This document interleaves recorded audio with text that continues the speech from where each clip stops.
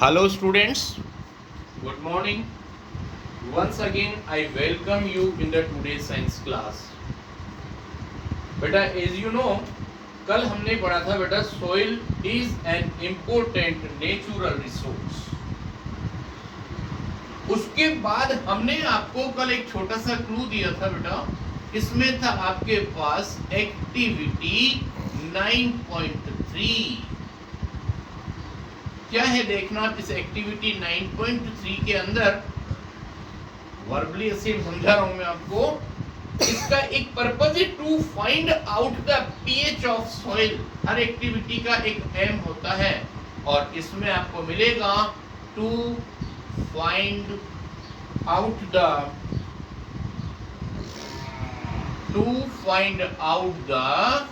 PH of the soil. pH of the soil. इसमें हमने क्या क्या लिया थोड़ा देखना बेटा. मटेरियल रिक्वायर में material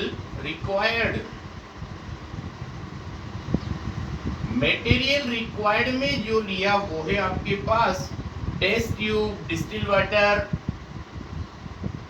test tube, distilled water. Next number, that is the pH paper and soil sample. pH paper and that is soil sample. इसी को बोलते हैं हम सोइल टेस्टिंग. लेबोरेटरी के अंदर यही काम होता है. मृदा परीक्षण प्रयोगशाला बोलते हैं इसको Hindi language. Now look what we will do in this activity. Now process. Take 10 ml of distilled water in a test tube. मतलब हमने क्या करा बेटा, सबसे पहले एक टेस्ट ट्यूब ले ली और उस टेस्ट ट्यूब के अंदर क्या कर लिया, we use 10 ml of distilled water. यहाँ पर जो होगा ना that is distilled water. Okay. Now next one, add some quantity of soil in the test tube. और इसके अंदर जो भी आपके पास सोइल है उस सोइल को इसके अंदर डिसॉल्व कर लेंगे. दैट इज जो भी सोइल का सैंपल आपके पास आया है और शेक इट वेल और अच्छी तरह से हिला देंगे. Decant carefully the water above the settle and match the colour with pH paper. इसको पूरा सेटल होने देते हैं. और सेटल होने के बाद हमने क्या करा बेटा, यू नो अपने पढ़ रखा है इंडिकेटर वाले लेसन में अपने पास लिटमस पेपर होते हैं ब्लू और रेड. तो हम लिटमस पेपर को टेस्टिंग करते हैं. ये आपके पास में सॉइल है, डिस्टिल वाटर है. उसके बाद आपको पता है नीचे की तरफ इसमें पार्टिकल सेटल हो जाएंगे और ऊपर की तरफ क्लीन वाटर रहेगा. ठीक है. उसके अंदर जैसे ही आप लिटमस पेपर डालेंगे, दो लिटमस पेपर होते हैं पढ़ रखा है अपन ने, एक रेड होता है एक ब्लू होता है. और उसके बाद litmus paper in it match the colour of the pH paper that in the colour chart. अब आपको पता है इसके अंदर एक अलग से एक पेपर का बना हुआ चार्ट आता है और उसमें डिफरेंट टाइप ऑफ कलर्स होते हैं. यहां से यहां तक का रेड कलर होता है, उसके बाद में येलो कलर होता है, उसके बाद में आपके पास ग्रीन वगैरह दूसरे कलर्स होते हैं और बाद में इधर आपके पास थोड़ा पर्पल और ब्लू ऐसे कलर्स होते हैं. तो मतलब ये जो बीच स्टार्टिंग वाला जो पोर्शन होगा ये आपको एसिडिक नेचर शो करेगा, दैट इज द एसिडिक. और ये बेसिक नेचर शो करेगा और ये न्यूट्रल. मतलब इसमें जो कलर प्रिंटेड है ना उनसे हम लिटमस पेपर के कलर को मैच करेंगे. Then we will tested it that this soil is acidic, basic और neutral. इतनी बात समझ में आ गई. उसके बाद अपना नेक्स्ट टॉपिक होता है बेटा सोइल इरोजन. सोइल इरोजन क्या होता है देखना. Soil erosion means removing of top fertile layer of the soil with the help of natural agent like the wind and water is called soil erosion. बेटा आपको पता है एग्रीकल्चर फील्ड में या कहीं भी चले जाए ए ओरिजिन या जो टॉप सॉइल होती है वो सबसे ज्यादा फर्टाइल होती है। अब वो विंड ब्लोइंग होने से या वाटर फ्लोइंग होने से सबसे पहले अपर मोस्ट लेयर मतलब वॉश्ड अवे हो जाती है, तो उसके अंदर जो भी ह्यूमस मिनरल्स और जो भी कुछ फर्टिलिटी के जो मटेरियल्स होते हैं वो सब लॉस्ट हो जाते हैं, और इसी को बोलते हैं हम soil erosion. So please remember, it brought about by the wind and water in the absence of vegetation. अगर आपके लैंड के अंदर, जमीन वाले पीस के अंदर कुछ उगा हुआ नहीं है तो वहां पर हवा चलेगी तो भी वो top layer of the soil को उड़ा के ले जाएगी। अगर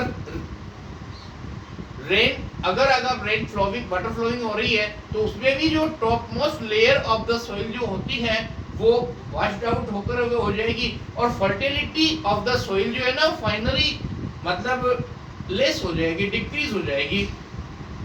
उसके अलावा कुछ दूसरे फैक्टर्स भी हैं। The factors that increase the soil erosion, over grazing, कभी कभी केटल्स को ऐसे छोड़ दिया जाता है ग्रेजिंग के लिए, और फार्मिंग मेथड सही नहीं होते हैं, कभी फ्लड आ जाती है, कभी फॉरेस्ट फायर डेवलप हो जाती है। इन सब वजहों से क्या होता है बेटा, सॉइल इरोजन होता है।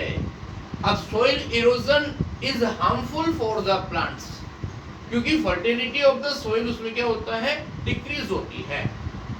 लेकिन उसके लिए कुछ बातें बताई जा रही है आपके पास में। Soil erosion can be prevented by, इसमें एक थोड़ी सी डेफिनेशन लिख रहा हूं मैं, removing of top layer of the soil, top layer of soil by wind and water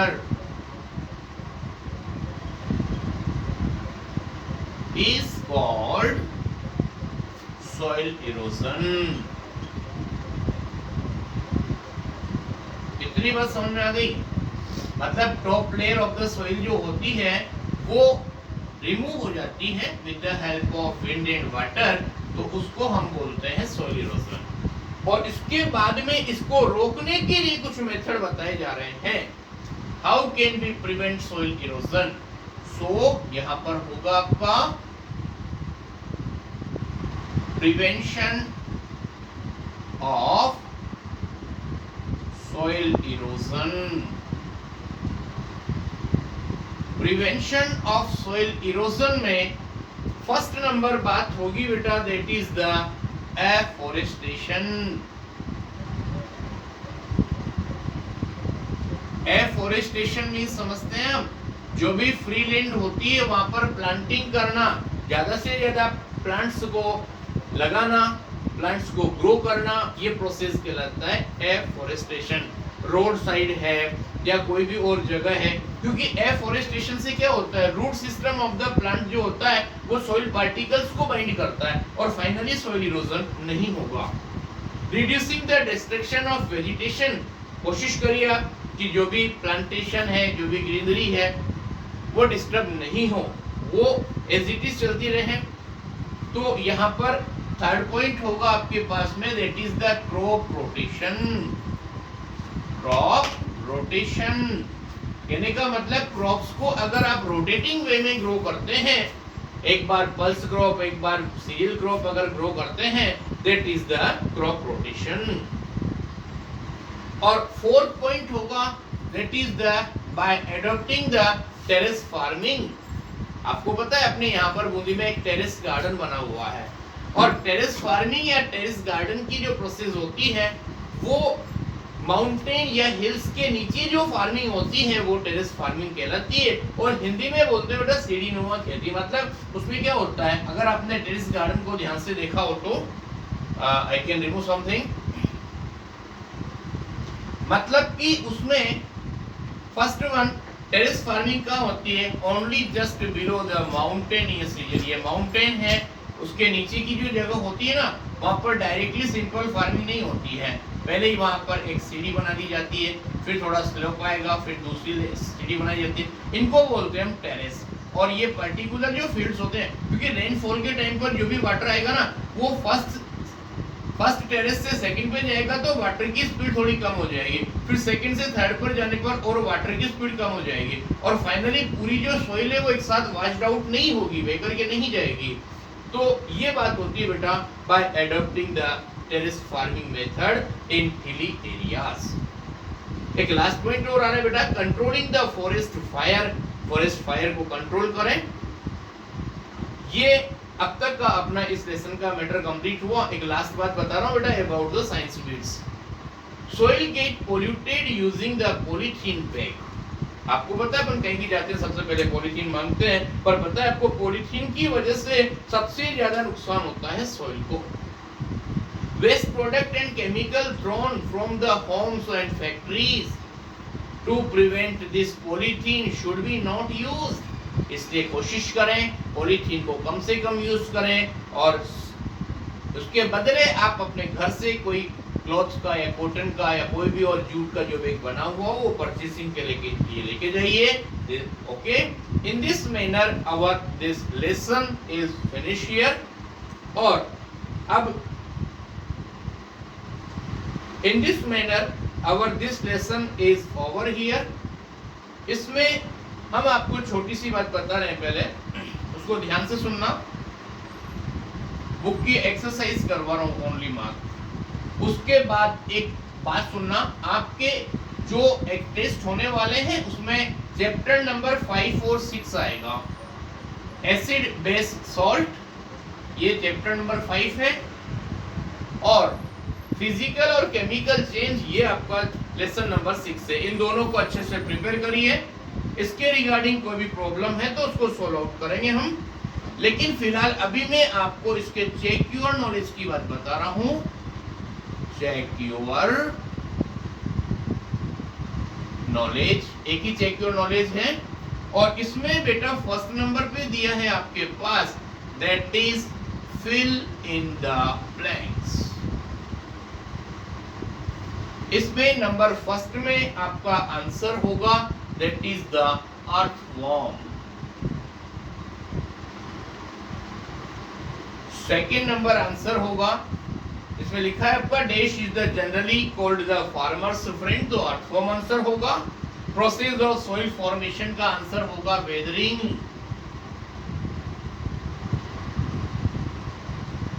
okay, third number है बेटा आपका the arrangement of different layer of soil is called soil profile.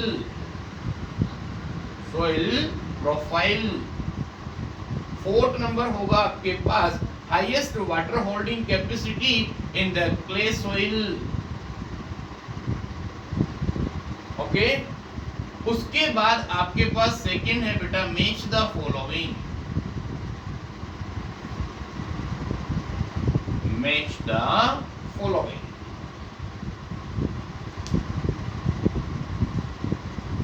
Match the following में ध्यान से देखना बेटा, यहाँ पर आपके पास टोटल 4 है, 1 2 3 और 4।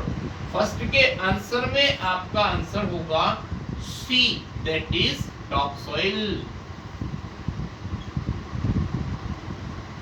Next number that is D option होगा bedrock, that is beneath the C origin. Beneath C origin. और नेक्स्ट नंबर है आपका लो वाटर होल्डिंग कैपेसिटी, उसका आंसर होगा B, that is sandy soil. Sandy soil. और next number है fourth weathering, that is A option होगा soil formation. Okay, this is enough for today. Remaining work we will complete after the examination, or for the test please prepare. For the test please prepare lesson. Please prepare, that is the lesson number 5 and 6.